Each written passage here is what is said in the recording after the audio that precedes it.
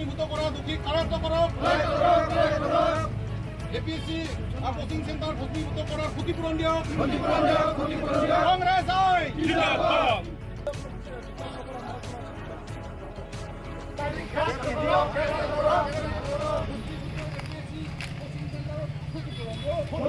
আপোনালোকে বকবাসী আমি সকলোৱে অতি দুঃখিত যে আমাৰ এই বৃহৎ অঞ্চলৰ উঠি অহা নৱপ্ৰজন্মক শিক্ষিত কৰাৰ লগতে এজন চৰকাৰী ভাল বিষয়া বনোৱাৰ কাৰণে যিটো এপিএসচিৰ কোচিং চেণ্টাৰ আছিলে সেইটো কোনো ৰাতি দুষ্কৃতিকাৰীয়ে জ্বলাই দিলে আৰু জ্বলাই দিয়াৰ পিছত আজি প্ৰায় 9 দিন উকলি গ'ল।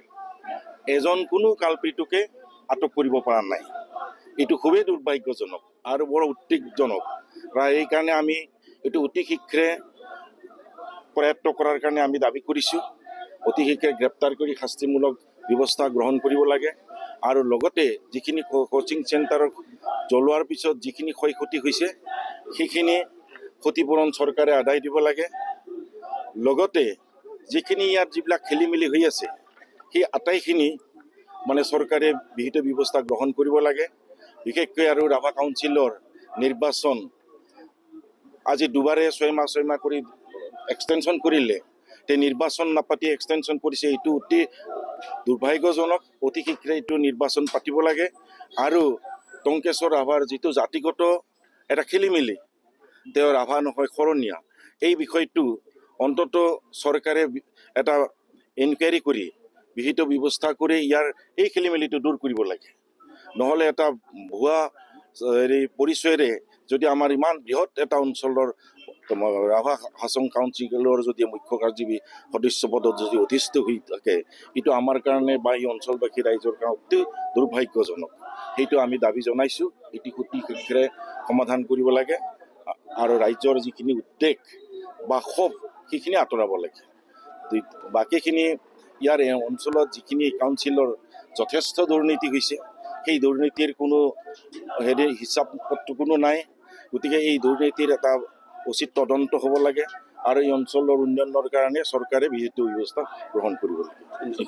অতি দুঃখিত যে আমাৰ এই বৃহৎ অঞ্চলৰ উঠি অহা নৱপ্ৰজন্মক শিক্ষিত কৰাৰ লগতে এজন চৰকাৰী ভাল বিষয়া বনোৱাৰ কাৰণে যিটো এপিএসচিৰ কোচিং চেণ্টাৰ আছিলে সেইটো কোনো ৰাতি দুষ্কৃতিকাৰীয়ে জ্বলাই দিলে আৰু জ্বলাই দিয়াৰ পিছত আজি প্ৰায় 9 দিন উকলি গ'ল। এজন কোনো কালপিটোকে আটক কৰিব পৰা নাই। এইটো খুবেই দুৰ্ভাগ্যজনক আৰু বৰ উদ্বেগজনক। এইকাৰণে আমি এইটো অতি শীঘ্ৰে প্ৰয়াত্ত কৰাৰ কাৰণে আমি দাবী কৰিছোঁ।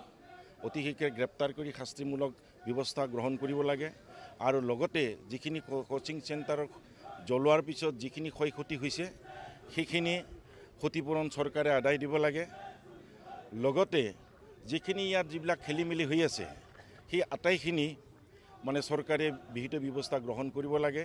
বিশেষকৈ আৰু ৰাভা কাউন্সিলৰ নিৰ্বাচন আজি দুবাৰে 6 মাহ কৰি এক্সটেনশ্যন কৰিলে।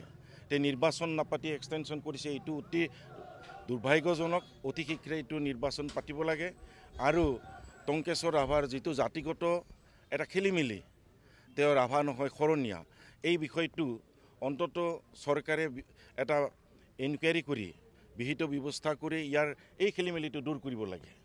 নহ'লে এটা ভুৱা পৰিচয়েৰে যদি আমাৰ ইমান বৃহৎ এটা অঞ্চলৰ ৰাভা হাছং কাউন্সিলৰ যদি মুখ্য কাৰ্যবাহী সদস্য পদত যদি অধিষ্ঠ হৈ থাকে, এইটো আমাৰ কাৰণে বা এই অঞ্চলবাসী ৰাইজৰ কাৰণে অতি দুৰ্ভাগ্যজনক।